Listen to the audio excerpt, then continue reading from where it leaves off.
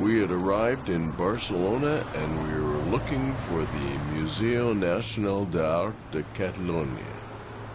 We knew we were close because we could see the Catalonia Plaza Hotel. Mary? How easy was this to find? Very difficult. That's because we thought we were in Munich, but this was just really the Barcelona Oktoberfest. Then suddenly we saw it. It was up quite a ways. We had a few stairs to climb, and the magic fountain was dry. Like this escalator. Better than the stairs. Better than the stairs? Mm-hmm. There were still a few stairs to climb. But when you got to the top, you got a panoramic view of Barcelona and a busker that was somewhere way down from where you had come. Al entrar, la primera escultura es Torero Herido a Rosend Novis. The rest of the gallery was devoted to a history of art in Catalonia. They first studied the human body so that they could go into the business of painting portraits. They worked for the bourgeois class, but they had unique ways of showing that they were not of the bourgeois class. They liked to portray the scenes of everyday life, the poker games, the bar rooms. In the last half of the 18th century, they had a very strong attraction to everything Oriental.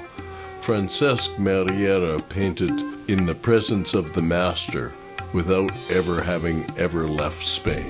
Maria Fortuny had an entire gallery devoted to her work. The Battle of Tetuan took up one of the walls. Josep Maria Casals was a pioneering lithographer. He used his extensive photo library as a resource. And in Spain, always look up to the ceiling.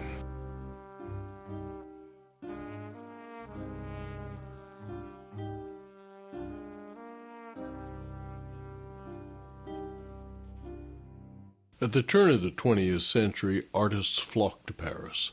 This included several from Catalonia, but they always kept their Catalonian roots. They produced posters,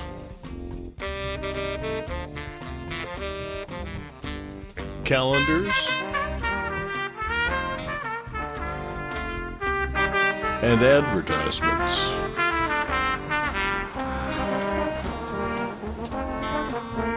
Early in the 20th century, there was a reaction against mass-produced industrial works, and the age of the craftsman was reborn.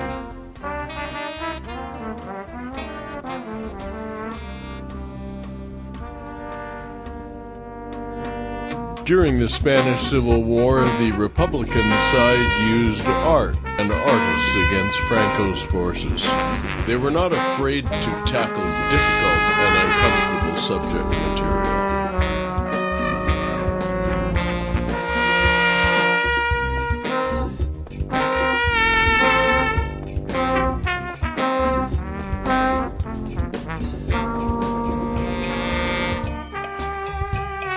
Their art reflected the reality of their brutal environment and the dangers that fascism represented for Spain and later all of Europe.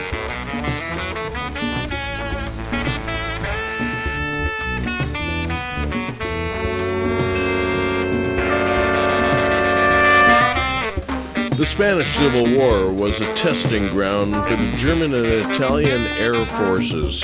It was a proxy war for them to test their armaments. War had now moved to the skies. But on to a more pleasant subject now. Joan Vidal, Valcarce en Noche de Luna, Mary and Three Nymphs. Because it's Barcelona, Gaudi is everywhere, and there was a gallery full of his furniture.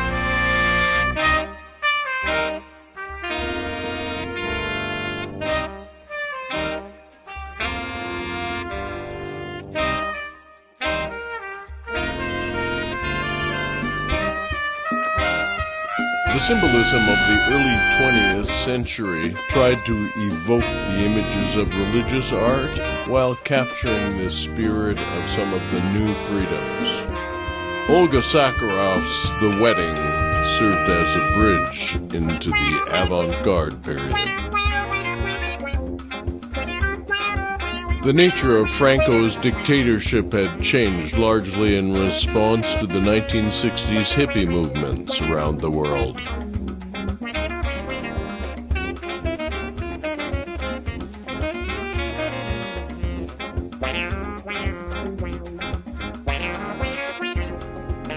The next gallery took us back in time with some unusual religious art, including a red-haired Jesus and a picture of Jesus with Judas. Originarios de Valencia, estos pinturas de los reyes de Aragón son de año 1427. Primero es Jefe el Conquistador, segundo Alfonso el Liberal, tercero Pedro el Ceremonioso, y último Alfonso el Magnanimo. There were some 12th century try-patches, including the beheading of Saint Baldry, and it looks like the try-patch in fact got beheaded. This is not in fact Joan of Arc, somebody else. And of course, an old Bible. That gallery concluded with Jesus throwing the money changers out of the temple. Juan de Zurban was featured in the next gallery, proving that he could paint both apples and pomegranates. And what would Barcelona be without a reference to Dali and Gala? Barcelona, today we're going to ride this way till the Dali Museum of Figales. After the museum, we're going to Cadaques, a beautiful beach town in a cave in Costa Brava. There you're going to have time for lunch. After lunch, we're going to Portugal, where the Dali house is. The key for the house is not included in the tour. And so we were able to discover the 70-euro lunch. It had rained the night before, so we enjoyed the trip to Figales on some wet seats, but they did provide garbage bags to sit on. Then we saw the outside of the Dali Museum.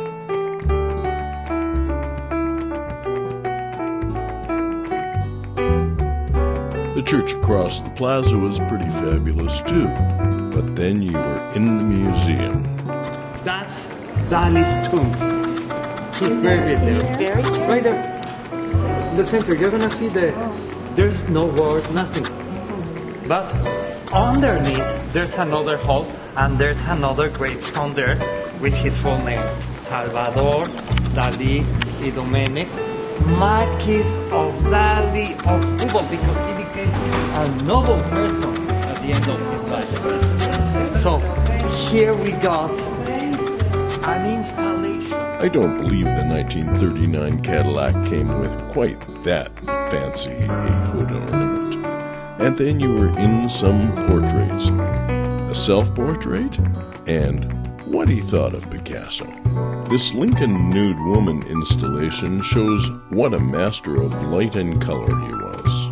He also had a thing about bread. There was an entire gallery devoted to it, including yeast. There may have been some kind of childhood trauma involving piano lessons, the way he depicts the piano, and I'm wondering about the view from the rocking chair. He quite accurately predicted the Botox generation, but he wasn't quite accurate on nose reconstruction. There was an unexplained green room, and in Spain, look to the ceiling. This was the view in his bedroom.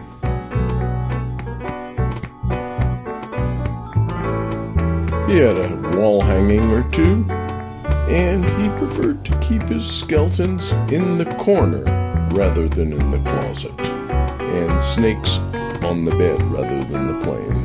The picture that he chose to wake up to every morning was The Dance of Death.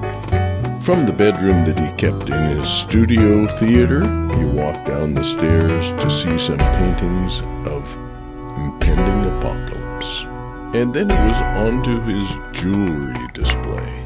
I was just short a few million euros from purchasing one of these.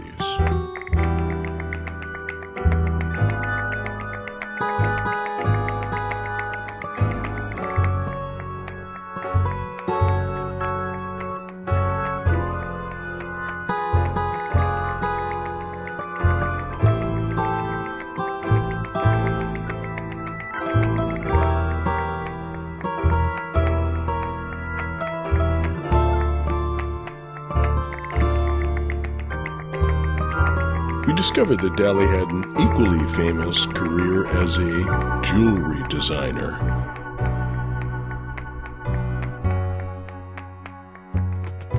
And after going through the ubiquitous gift shop, it was on to the bus, where our tour guide Enrique pointed out that we were looking at France across the bay. And after our 70-euro lunch, which they kindly provided the English menu on the smartphone, it was on the bus to see some endless olive groves on our way to Cadaques. And I guess it was a good day to take the Morgan out for a drive. A short stroll up the gravel path of this historic fishing village, and you were at Dali House, where the guards seemed to be particularly interested in miscreants in the plaza. It's up a few short steps, and then you're warmly greeted by several stuffed animals. They were gifts from various people. He had a great view out of the staircase window. Then it was into the library, and then his studio, which was kept clean by vacuum man. And he liked company when he was working. The private bedroom at his house was quite a bit less pretentious than the one at his studio. He kept a series of pictures of people with whom he had been photographed, the famous and the lesser known. There are lots of people that we don't know them. No? There is another room here in the corner. We call it the Oval's room. Was Gala's private space that they designed like a sea urchin, because the shape. No doubt inspired by Dali's egg fetish, Gala had her room built in an oval and then furnished that way.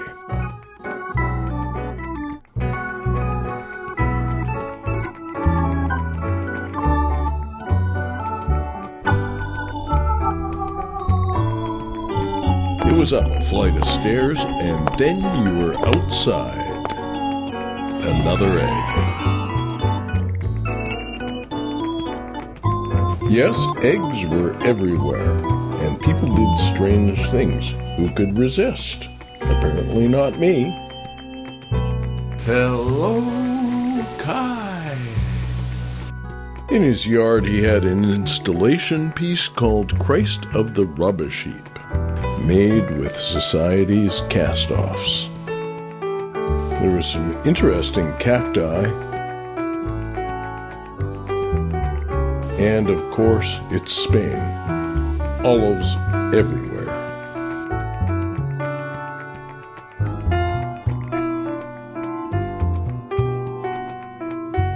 He had a rather strange piano in his outdoor music patio, and just down the path a piece was his pool. Mary, being a little bit more observant than me in such matters, noticed that it resembled male genitalia. Being Dali, I'm sure that was done on purpose. Meanwhile, we're looking for corporate sponsorship for this video. Feel free to contact us. This guy greeted you on the way out the door, and then it was back to Barcelona. Who needs to go to Paris when you have the Arc de Triomphe right here?